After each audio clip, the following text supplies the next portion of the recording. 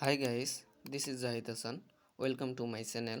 তো ফ্রেন্ডস, আজকে আমাদের ভিডিওর বিষয় হলো ভিএসডিসি সফটওয়্যার দিয়ে কিভাবে প্রজেক্ট সেভ করতে হয় সে বিষয়।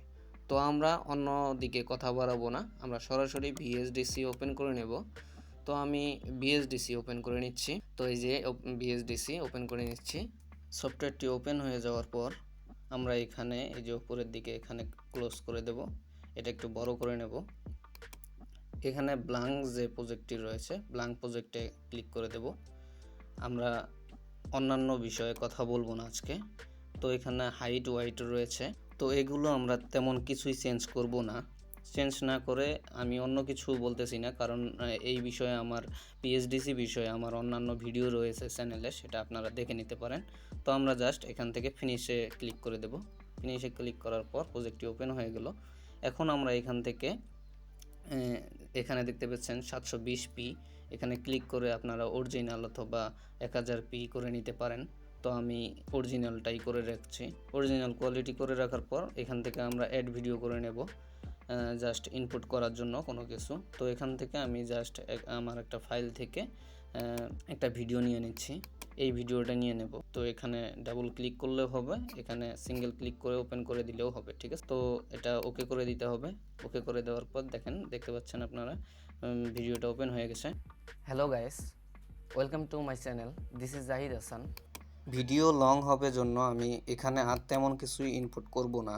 ইনপুট না করে সরাসরি আমি কিভাবে প্রজেক্টটি সেভ করতে হয় সেটা দেখাবো। প্রজেক্ট সেভ করার জন্য আমরা উপরে এই বাম পাশে যে প্রজেক্ট লেখাটি রয়েছে এখানে ক্লিক করব। এখানে সেভ প্রজেক্ট এবং এখানে সেভ অ্যাজ প্রজেক্ট রয়েছে। তো আমাদেরকে সেভ অ্যাজ প্রজেক্টে ক্লিক করে দিতে হবে।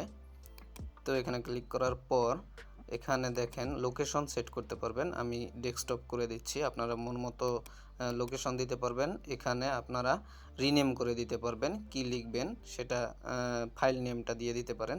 তো আমি এখানে লিখে দিচ্ছি how to save project with VSDC. এরপর আমাদেরকে সেভ করে দিতে হবে। তো আমি জাস্ট সেভে ক্লিক করে দিচ্ছি। এরপর এটা কিন্তু সেভ হয়ে গিয়েছে।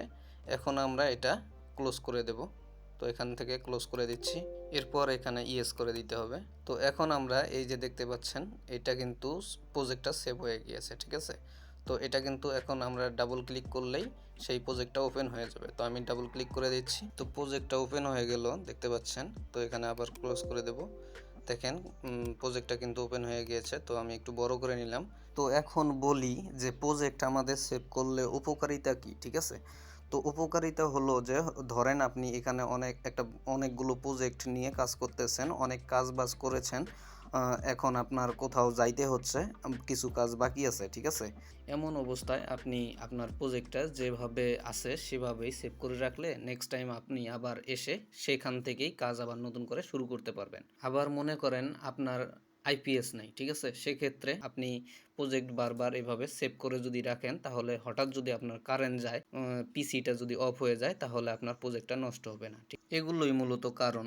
তাছাড়া এখন আমরা দেখব যে আসলে প্রজেক্টটা ঠিকভাবে সেভ হয়েছে কিনা এবং প্রজেক্টটা চালু হয় কিনা, ঠিক আছে। তো আমি এখন আবার এটা প্লে করব। তো এটা আমি প্লে করে দিচ্ছি। Hello guys, welcome to my channel, this is Zahid Hasan. So friends, এটা কিন্তু কাজ করছে, ঠিক আছে। তো আপনারা এইভাবে প্রজেক্ট সেভ করতে পারেন। ভিডিওটা আর আমি লং করতে চাচ্ছি না। ভিডিওটা ভালো লাগলে অবশ্যই একটা লাইক করে দিবেন। পরবর্তী ভিডিও পাওয়ার জন্য আমাদের চ্যানেলটা সাবস্ক্রাইব করে দিবেন। আর সাথে থাকবেন, সাপোর্ট করবেন। ভালো থাকবেন সবাই। আসসালামু আলাইকুম, টাটা, বাই।